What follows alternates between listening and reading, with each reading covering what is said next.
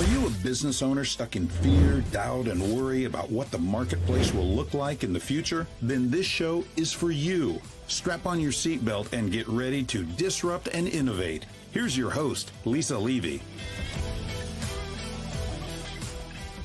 I am excited to welcome Mary Fusillo, CEO and founder of Family Solutions International. For more than 25 years, Mary has been at the forefront of reproductive health, launching groundbreaking donor egg and surrogacy programs, scaling them from a handful of donor to hundreds worldwide, and building an entire ecosystem for third-party reproduction. As a true disruptor in infertility care, she is redefining how science, business, and innovation come together to help families. Mary, welcome to the conversation. Wow, thank you. That was kind of a cool introduction. I'm like, who is she talking about? I'm talking about a really cool lady who's going to share Thank some you. insight with us that Sure. I'm excited to have this conversation. Science, medicine, healthcare in our country is very inadequate considering we are the United States and that we should have the best of the best available to everybody, and we simply don't. And infertility is a challenge for so many families. So describe for us what you're doing today and why it's so important now.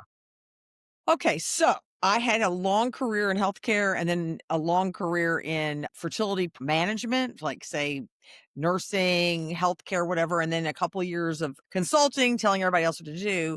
And then 18 and a half years ago, I started my own business because I felt like there was two needs. Number one need was I was a mother of young children and I needed to be at home a little bit more than I needed to be on an airplane. And because what was the point of having children if I was going to fly around the country and tell everyone else how to do it?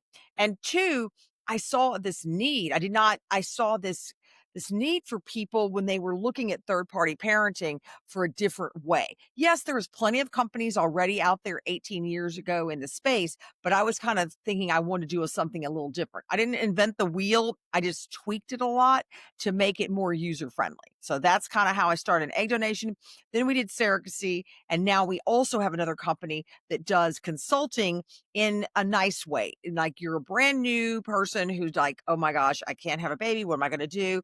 And you kind of need a mentor. So we offer like 2 or 3 sessions with a mentor to kind of get you going and get you energized to move forward. So that's kind of what I'm doing these days. The focus, infertility is not a quick fix. This takes time, it takes dedication and patience, and it is probably one of the most, I have to imagine, one of the most emotional journeys that families can possibly go through. Talk to us about what you do with them, how you mentor them, what the whole experience is like. One of the biggest problems I see in fertility care is it's not distributed equally.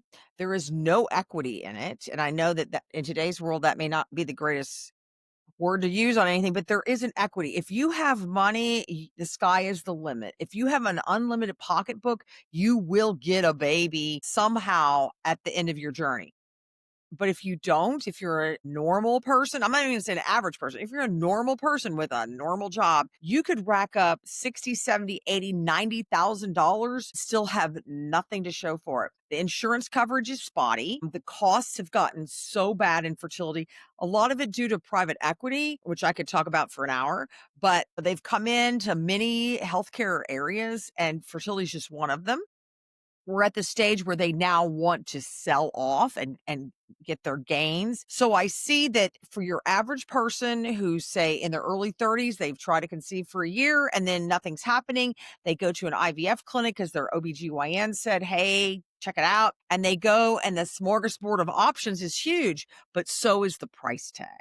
And that is where I think a lot of people get stuck. So not only do you have the money thing, but you have this emotional turmoil. So it's like, do we spend the money? There's a lot of guilt involved. Do we go broke literally and take out our 4K money? Do we ask our parents? Do we refinance our house? And so one of my jobs is to kind of help balance all that. But people just keep going. They just keep wanting a baby. And I can understand. Absolutely. And this is a random aside for a second, but in the 70s, the Eagles had a song that came out called Take It to the Limit. And it was about charging your life on your credit card, paying it Right. off and doing it again. I was born on my parents' charge card, right? That's right. They took it to the limit for me to be born and have that experience. And That was a long time ago, and we're still doing things this way. Let's talk a little bit about private equity and what that has meant in this space, because that's an interesting thing. I had no idea we were going to go there, but let's do it because the money portion of this, I think, is the critical challenge for everybody to kind of understand and overcome. So, as a sidebar here about private equity, so I decided years ago, 2019, and actually that I needed to deal with the ethics of fertility care. And so I decided that I went down this Mary path and deciding I was going to get a graduate degree in bioethics. So, blah, blah, blah, time goes by, and I'm thinking of dissertation topics. And I decided that I was seeing probably 4 or 5 years ago that these IVF clinics were being what they call rolled up. Okay, so they put 4 or 5 together and then, they supposedly it was supposed to be an economy of scale and better practices, and people would all be able to use the same vendors and all the usual talking points that you hear on CNBC. Lo and behold, they ended up going in with private equity. So the doctors were ready to age out. They were ready. This first wave of fertility doctors, because fertility's only been around since the late 70s and really in the United States, mid 80s. These guys were ready to go. And I mean, guys, most of them were men at the time. They're ready to go. How am I going to get my money out? Somebody coming in from medical school and fellowship, they can't afford to buy in for millions of dollars. So they had to become employees. And then the doctors were like, well, how am I going to get my money out? So in comes private equity. What private equity did, in my opinion, and the massive amount of research I did on it was they came in and sold the doctors this beautiful picture of you're going to be able to retire, you're going to get millions of dollars, you're only going to need to work 3 or 4 more years, and then boom, off you go. And then someone's going to buy us, and it's all going to be pretty. What in actuality happened is this economy of scale didn't happen. It costs more and more money. The biggest groups, people flee from them. The doctors are fleeing. I mean, we have one in my hometown here. And I mean, 4 or 5 of the name brand doctors are like, I can't take it anymore. I'm out of here. And so I think that private equity, just like it's done in multiple other healthcare arenas, has come in and messed it up without bringing anything positive to bear. Isn't that frustrating? Just ask me how I really feel about it. Well, and go for it, because this is one of those things that I'm going to ask the question from a different perspective, Mary. Hey, go with me for a second. These procedures are expensive. I get it. But are they actually that expensive? Nope. Okay. So the reason I'm going to say this is, okay, they've had the same drugs in fertility. Okay. Follistim, Gonalep, Menopur, Ganirelix. I don't know, for years. Okay. I mean, like 20 years back in the day in the 90s. I mean, they had Menopur back then. Okay. And so Gonalep and Follistim are the same drug, but 2 different names. Okay. Recombinant DNA technology, it's called. And yet the price keeps going up. Why is that? So the bottom line is what used to cost $2,500 worth of drugs is now $4,000 to $5,000 worth of drugs. And so all this new technology, as far as now we have time lapse video looking at the embryo, so you don't have to open up the little incubator door and pull the little petri dish out and look at them under the thing. Great. Has it improved pregnancy rates? Who knows? Pregnancy rates, I mean, you're not guaranteed a baby. I mean, pregnancy rates for somebody, say, under 33 or 34, and you don't have a lot of underlying issues, okay, like, one working sperm and a uterus filled with fibroids. Let's say we don't know why we're not getting pregnant. You still have a 70% chance of getting pregnant. You don't have a 100% chance of getting pregnant. And so all this money hasn't brought any new technology. This is the week of the big American Society of Reproductive Medicine annual meeting, which I didn't go to this year because I'm like done with those people, but I sent my staff. Okay. So somebody's there, and yet there's nothing new. I mean, she's texting me this morning. I don't know. I know all this stuff. I know all these things. And so it's like, what are we getting for our money in this? What are we getting? In my world, egg donors, it costs the same amount of money. Nothing has changed. You're not testing any more than you were in the past. How come now, instead of being $13,000, $14,000, it's $40,000? The age-old dilemma, right? The reason is because they can charge it. They can. Because of desperation, because of all of those things, right? This is something that, using everything that you just described in the situation and the circumstance over time, with no actual changes, these prices should be coming down. This should be more accessible. It should be all of the things that it isn't. Well, the interesting thing is that there is a gatekeeper in the flow. Now, if there were more reproductive endocrinologists, then there'd be more opportunities for people to go to have fertility care. And not all fertility care is IVF. I mean, sometimes it's surgery, sometimes it's just figuring out what the problem is. Sometimes you don't have, it's two guys and they need a uterus and some eggs. And sometimes it's a single person. So it's not one size fits all. But the problem is they have a spigot and they only let so many people into fellowship. And that means there's only so many people every year coming out of fellowship. So, and then they have at the other end are these people leaving because they're 70 and they're ready to move on with do something else with their lives. So that's number one. So they've artificially made it tougher to receive care. Number two, there are companies that are innovating out there, which I really like, where they're saying, bottom line is, and all the REs that I've worked with over the years, this is not meant to you, you're lovely people, but it's not rocket science. Okay. This is not neurosurgery. Okay. So it is as far as figuring it out and having to know the science. I'm not saying that, but as far as the mechanics of the day in, day out stuff you do, for instance, you're drawing the blood, you're seeing what the estrogen level is. You're looking and saying, how much more do we want to give them? We look at the ultrasound. What are the little follicles doing? Okay. All of that. Look, nurse practitioners do it. We all know it. I look at somebody's records and I go, oh, I know they need this much more. Okay. So what you need the board certified reproductive endocrinologist for is making the decision, deciding when is when, whatever. All the other mechanics can be done by a mid-level practitioner. Okay. So what some companies have done is they've said, you know what, let's train some OBGYNs to do the mechanics, the egg retrievals. Okay. And the transfer of the embryo back into the person. And we have these mid-level practitioners that can do interpret the results and talk to the physician. So we can have one REI, reproductive endocrinologist, okay, up there, and he can have multiple people underneath him. Okay. And that is what I'm seeing. There's a new one in this, in Houston called Positive. And actually they don't pay me any money. I just like their whole thing. It's called Positive, spelled kind of funky, IVF. And this doctor has done this multiple times. He just keeps reinventing it. And his goal is to have affordable IVF. And he's doing it. He's bringing it to the masses by having mid-level practitioners. And his pregnancy rates are the same as the most, snooty IVF clinic out there. And again, to the point that what is actually being done isn't materially different, right? The mechanics of it are all the same. So the percentage of the success ratio is going to be comparable as long as we're in a reputable place. And they're bringing this to, the thing is, small to medium cities don't have this kind of care. Okay. So you go to like Oklahoma City and they don't have that care. You go to Roanoke, Virginia, you don't have that care. So people have to go places. Everything is concentrated on the top 20 cities. So these people are bringing it to the people, which is, I think, a very positive thing. It is a very positive thing. And gosh, rural healthcare is a whole topic for a whole different conversation. Yeah, exactly. We don't have time to crack that one here today. But Mary, with your practice, what is the goal for your clients? How are you improving this experience with them?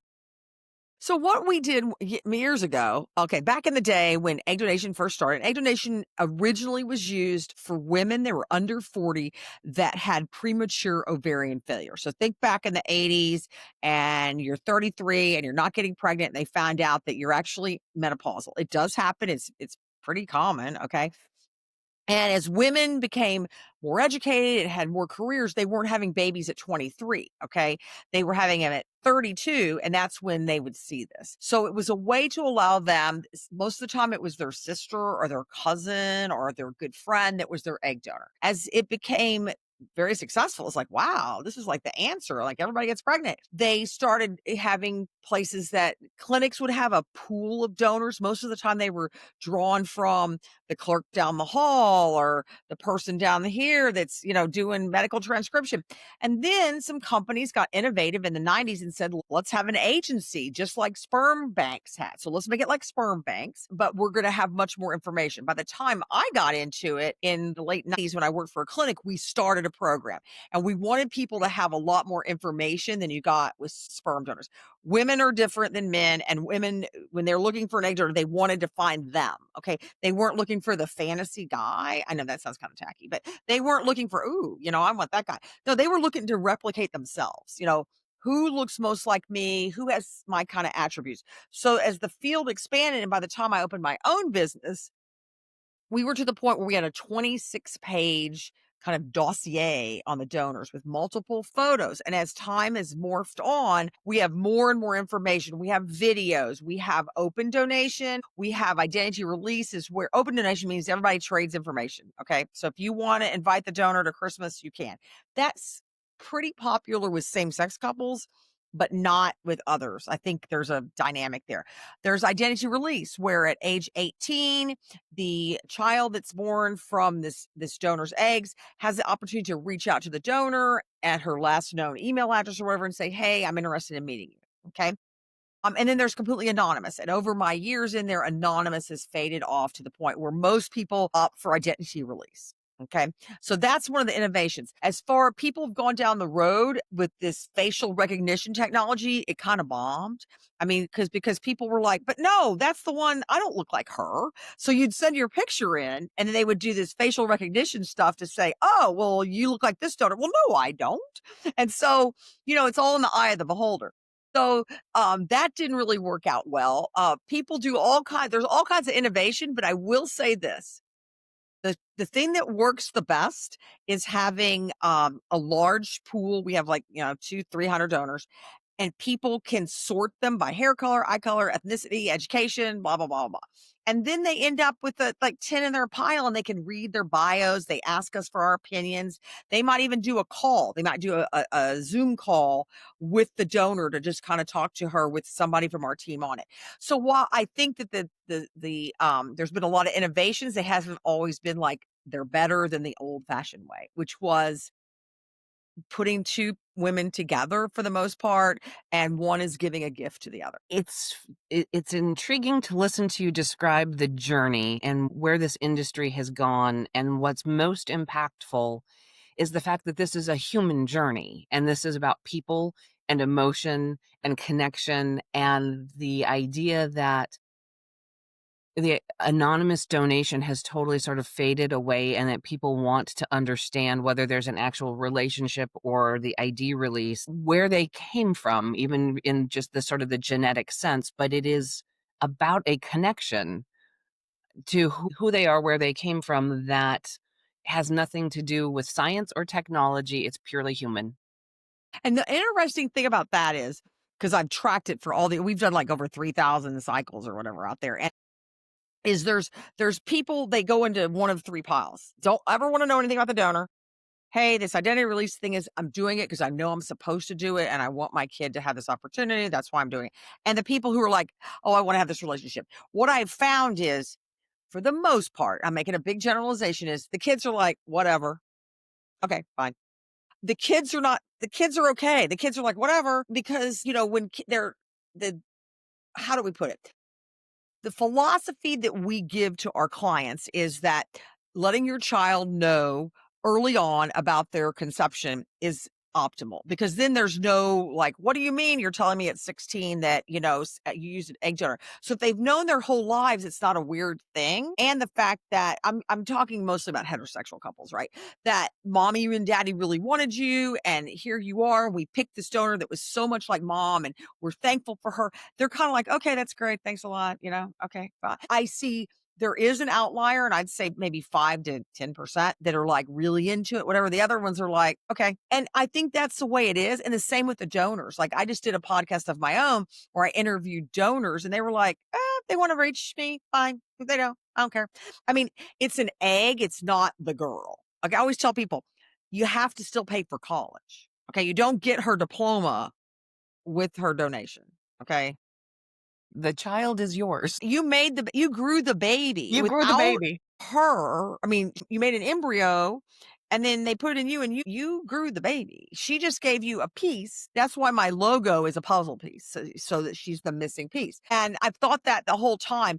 I think we went down this road where, and the pendulum swings back and forth, and this mental health professionals in my field were real much about, let's all sing Kumbaya and hold hands and, come to, whatever celebration you were going to have. And the donors and the kids were like, I don't think so.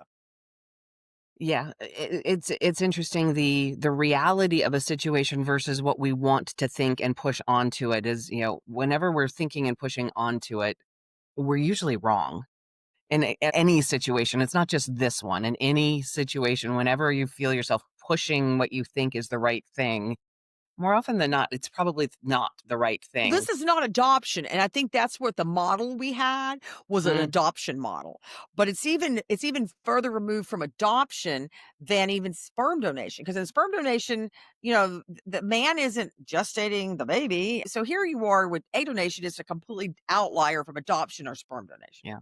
Absolutely. Mary, if the things that we've been talking about today pique interest and curiosity from members of the audience, how do they learn more?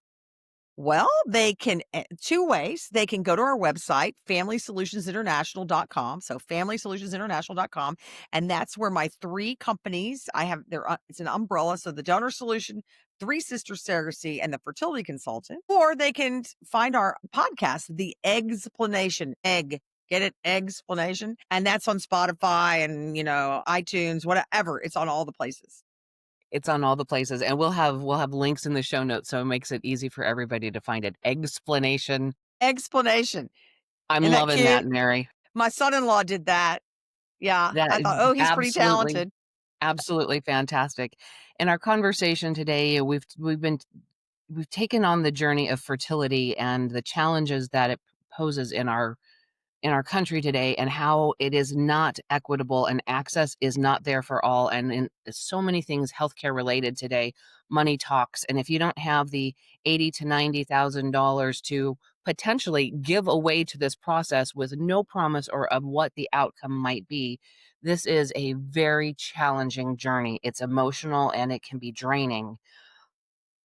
The conversation around what private equity has done to this industry and how there are throttles in terms of the fellowships to get doctors into the ability to practice, and the vast number of practicing physicians who are reaching retirement age is unfortunately probably going to continue to make this a challenging journey for all. But there is hope, and there are places, and Mary and what she's doing is one fantastic experience, and what they're doing with Family Solutions International is a way to help make this journey a little bit easier and provide the care.